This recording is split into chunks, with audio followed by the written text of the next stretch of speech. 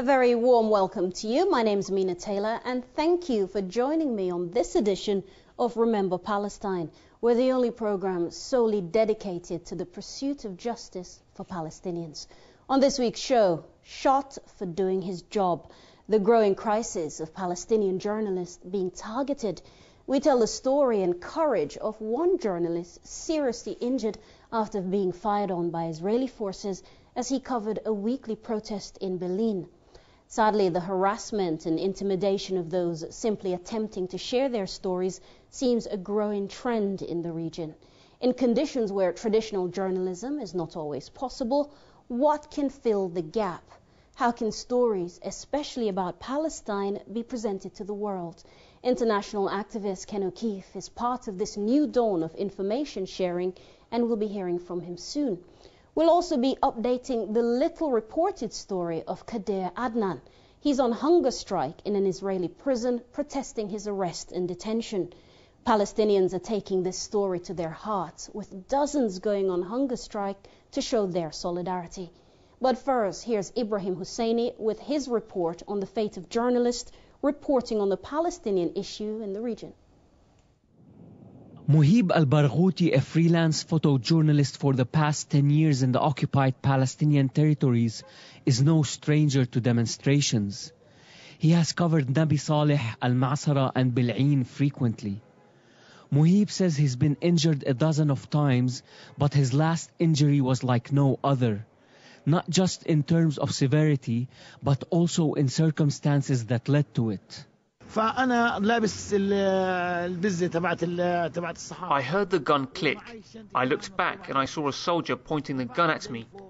I had my press vest on and I raised my camera. I said, "Don't shoot, I'm a journalist," but he shot me twice.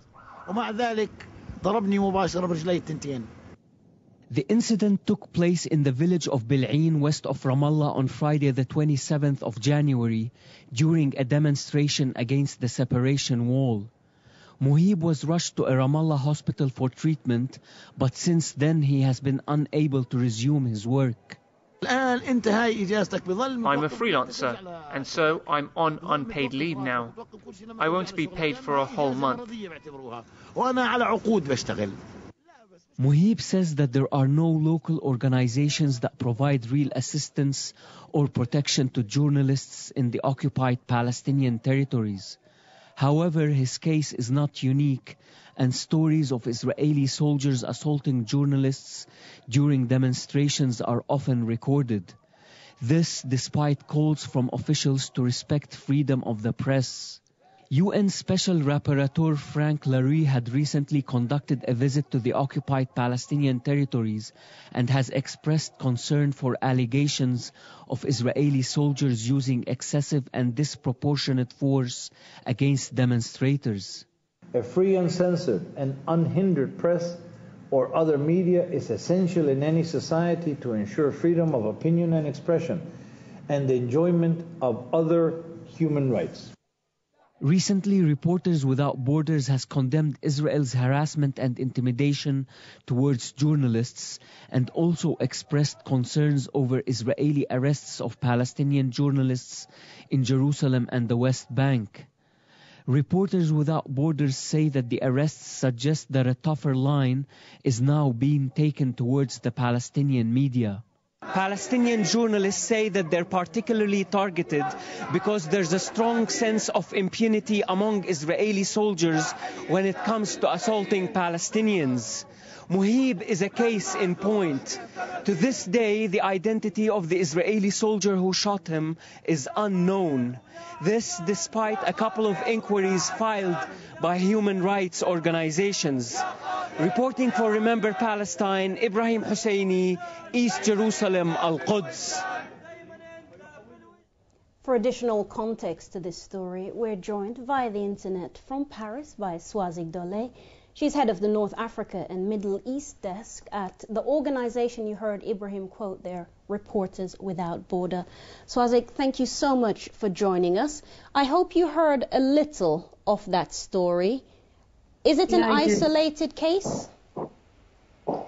No, it's not an isolated case. The point is that for the last many years, even decades, many journalists, foreign journalists, could be also Palestinian, but also Israeli photographers, are targeted by Israeli forces while covering the demonstration, especially the demonstration against the wall between Israel and the occupied territories in the West Bank. But also we have cases of Palestinian journalists targeted by Israeli forces in the Gaza Strip. So it's really not an isolated case. We got the case of Palestinian journalist Mohammed Osman, who in May 15 had been targeted by Israeli soldiers by Erez checkpoint while he was covering demonstrations.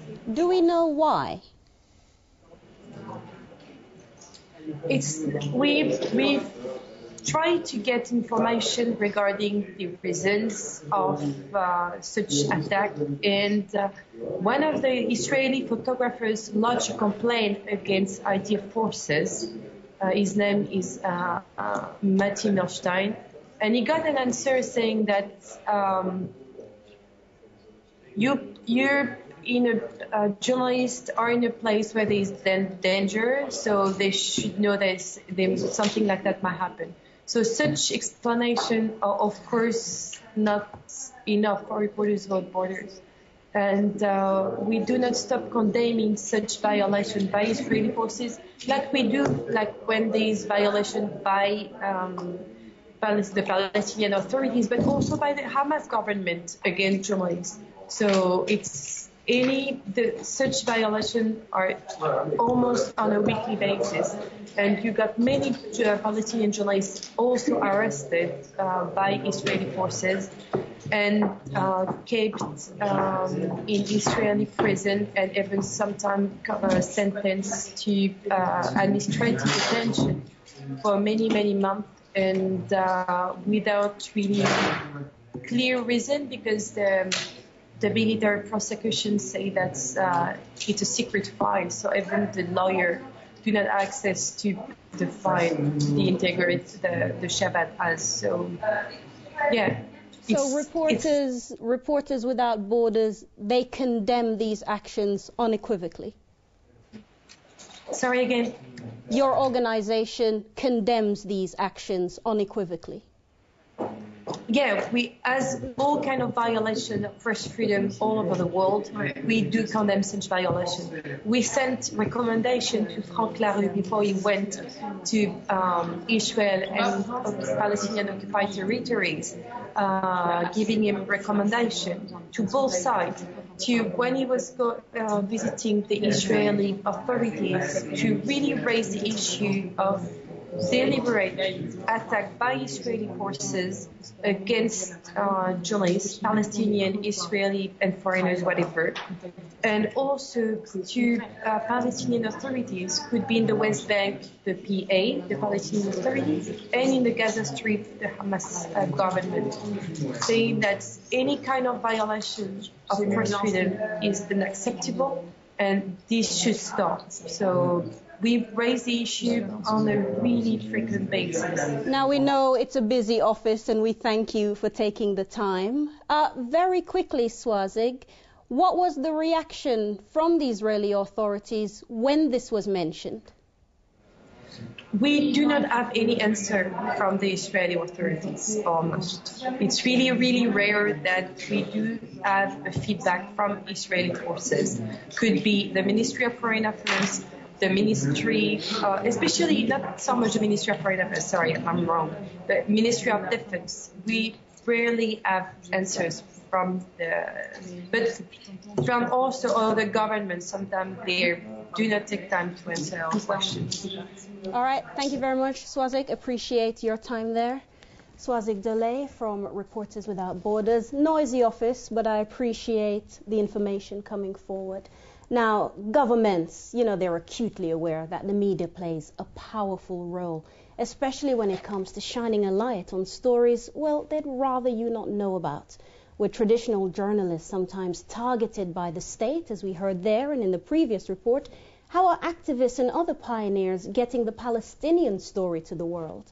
Well, with me right now is the international activist Ken O'Keefe, and you've had first-hand knowledge of this, trying to get information out, but being prevented from doing so.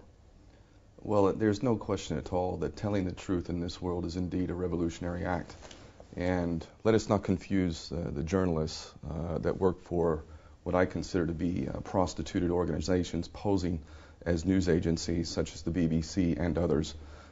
Those people cannot be put in the same category as those people who are on the ground telling the truth, uncensored, and doing their best to get that to the people. There's a huge distinction between those two. And clearly there are significant risks if you decide to expose the criminals, the major criminals of our world. So it's not just about what you're trying to say, it's how you want to say it, and therefore you will be treated in a different way depending on your stance. Well, there's no question. As we know, Press TV has just had its license lifted here. Why is that? So-called free and democratic society. If you tell the truth, you will find no favor with the powers that be in this world. So particularly in Palestine, if you are telling the truth and exposing the American, the European, the Israeli system and how it continues to maintain this very oppressive war criminal type of reality for the Palestinians, of course you're not going to find favor. In fact, it can be very risky. One of my friends, Mohammed Omar in Gaza, has a website, Rafah Today. He was exposing the demolitions of homes in Rafah. This is a very courageous thing to be doing in a place like Gaza. He won a prestigious award in Norway and went to receive that award, and on his way back to Palestine, he was taken in by the Israelis and beaten to the point of broken ribs and things like this. So if you wish to tell the truth, indeed you are making for a revolutionary act. Are social networking sites, blogging, is that helping to get the story out there? Well, there's no question at all that social networking plays a vital role in being able to expose the truth and get people together and carry out meaningful acts. However, we also need to be very well aware of the fact that some of the major social networking sites, such as Facebook, are clearly influenced in the direction of the Israeli agenda, the Zionist agenda. There is absolutely no question of this. So while we can use social networking as a tool, we also need to know what is also insidious and very destructive about these same social networking sites. Beware of the tool that we're using for sure. When it comes to citizen journalism, activists who are trying to, as well as bear witness, also get the information out there, sometimes they become the story. Have you been in that situation when you thought, uh-oh, I hope when they tell this story they get it right, because here I am in the middle of it and I don't know if I'm going to make it? Yeah, well, I mean, that's why I'm very independent myself. You know, I know that if I'm in control of the information that I'm getting out, that there would be no filter. You know, I find that the only way that you can really tell the truth in this world, with rare exception, and I will count Press TV in that, is to do it yourself. Unfortunately, once you count on others who are getting paid by major institutions to tell the story, it's going to be perverted. Because unfortunately, the agenda for the powers that be is to use propaganda through the major media outlets to keep people dumb, ignorant, in the dark, divided, and effectively incapable of affecting positive change. That's the whole point of propaganda, and that's exactly why truth tellers are the most dangerous people of all to the powers that be. And in the face of this danger, how do you get the message out there, but also try and put that to one side as you go about your daily business? Well, the internet is an amazing tool. It's something that is affecting the rising of human consciousness on a level that's never happened in human existence. This is very inspiring. There's great potential. I think the one major task that sits before us now is, rather than just telling the story, because I think if your eyes are open, then you know what's happening in Palestine, Iraq, Afghanistan, Pakistan, in Africa, all over the world. If your eyes are open, you will know what's happening. I believe the next great challenge for us as truth tellers is to find ways to effectively unite people. We must get beyond focusing on those things that we don't agree on and start to focus on the things that we do agree on, which are the most important things of all, such as truth and justice.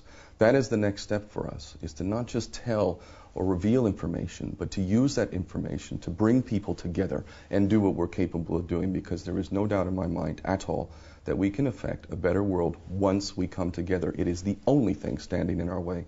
Bloggers, social commentators, the works. Thank you, Ken.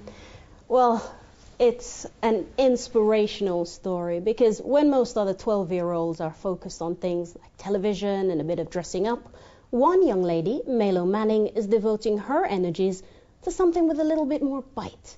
Jasmine Jiwa met the preteen dynamo.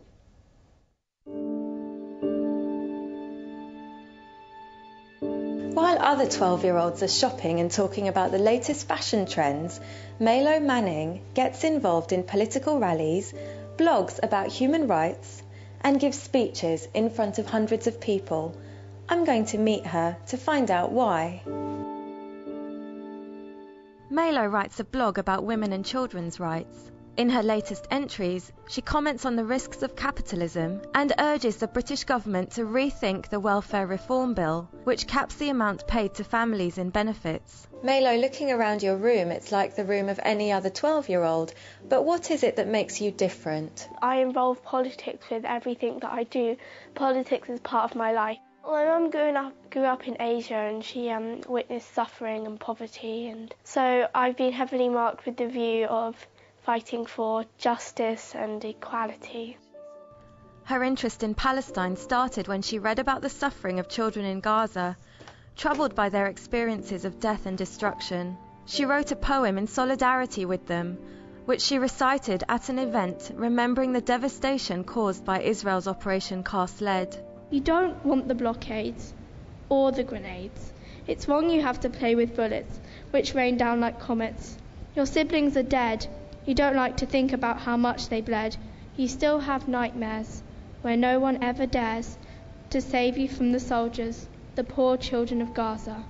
What do you want for children in Gaza? Children there need a place to stay and play properly and have safe social areas, because that's key parts of childhood. It's having those happy little things which keeps you going and mentally stable. Tell me about your blog. Well, my blog's called Lib Dem Child, and I'm a member of the Liberal Democrat Party, but I blog about children's issues and women's rights. If I blog from a child's point of view about the issues that affect me, it might maybe one day change some of the politicians' propositions. What should politicians do to improve the lives of Palestinians? I think they need to say more and be more involved in what's happening. They need to intervene, but not too much as to cause disruption, but they need to watch what's going on. They need to help people who are in need of aid, send resources. I asked Melo how much power she thinks lies in her hands to make a difference. As an individual, you can do a little bit, you can't do much, but if we all act together, I know this sounds a bit, cliche, but if we all act together, then we can do something really big to help Gaza. Even a 12-year-old can see the message of unity. Well, at the beginning of the program, we mentioned very briefly the story of Kader Adnan, a Palestinian man on hunger strike since December 18th of last year. Our correspondent Ashraf Shannon joins us down the line from Gaza. Ashraf, good to speak to you again. And we're hoping Ashraf is going to be available to join us. Ashraf, hello? Ken, we've lost Ashraf in Gaza. You're still here. Just before we went to this conversation, Melo there was talking about this message of unity going forward. I mean, if a 12-year-old can see it, the rest of us should be deeply ashamed we're not on that wavelength. I'm so inspired by the younger generation. I really think of how we've been derelict in our responsibility, my generation, our elders as well. Mm-hmm. If there's any one duty in this world, in my opinion, especially as a parent, it is to hand over this world in a better state than you found it. And the only way that we'll ever achieve that is by coming together. And that's why there's such a massive investment by the powers that be to keep us divided. So let us not be continuing to act as pawns in this game. And it is really beautiful to see a lovely 12-year-old girl who understands this concept. I think most of the younger generation does. I know it's always very difficult for you to give us an insight into what you're going to be doing next. But in terms of projects on the horizon, anything you want to talk about? Well, there's an ongoing project, Trade Not Aid. I stand by my opinion that the thing that is needed most in terms of what we can physically do right now is trade. A trade mission that heads to Gaza done intelligently will break that blockade, and it will make the most profound of difference for the people. But I've had infiltration and subversion within my action as well, just as the Freedom Flotilla has had, and anyone who endeavors to do anything serious and significant for Palestine. So there are enormous challenges in trying to do such a thing. But I highly recommend a fantastic film produced by Palestinians called Donor Opium. It's on YouTube, and it tells you everything about the aid industry, as I call it, and the real need for something different. I think it is absolutely inherently needed that we stop focusing on aid and putting all of our attention on aid. What we're doing is building into a charitable dependency status for the Palestinians. Which is completely unacceptable. Ken, thank you. And we have to apologize for the loss of Ashraf, but you do understand that trying to get any kind of technological hookups from Gaza, especially because of the current situation, is sometimes nigh on impossible. And we'll revisit the story of Kader Adnan and keep you updated, of course. Now, this week's Global Resistance, a look back at recent activities in support of the Palestinians and a few new ideas on how you too can show your solidarity.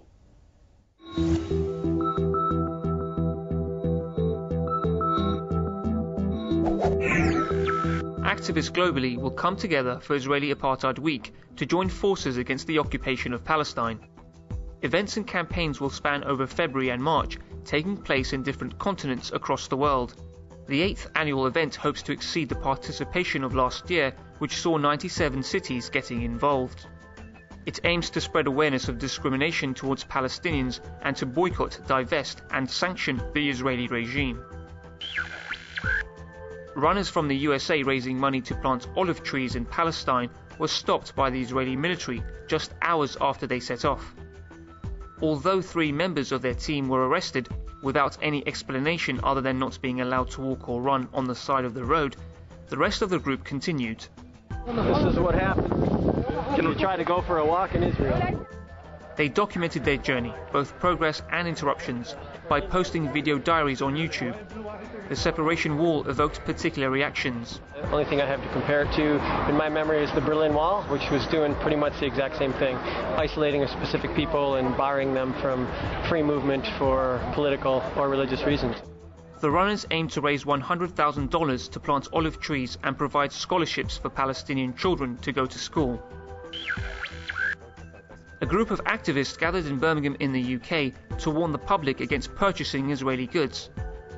The boycott, divestment, sanctions movement targeted several branches of major supermarket chain Tesco in an effort to affect the Israeli economy to force the state to respect Palestinian human rights.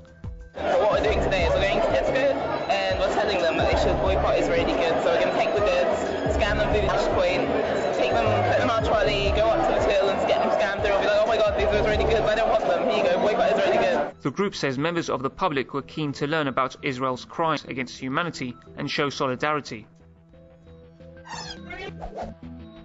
But I'm afraid that's all the time we have on today's program. I've been Amina Taylor. This has been Remember Palestine. And thanks to all my guests who've been so generous with their time and efforts. On behalf of the entire team, take care.